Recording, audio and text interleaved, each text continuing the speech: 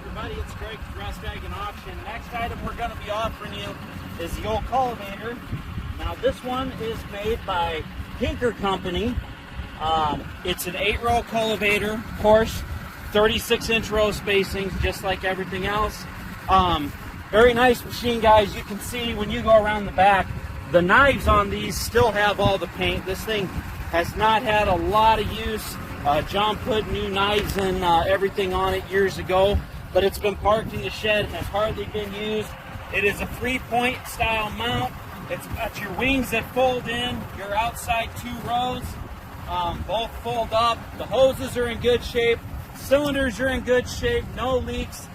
You know, not a lot of guys running cultivators nowadays, but for anybody looking for one, you won't find one in better shape than this. Heavy duty, straight, no broken welds. Teeth are all brand new on it. Knives are brand new, ready to go to work. Make sure to join us at the open house August 14th. Check this and all the other really nice equipment John's offering you on his retirement sale.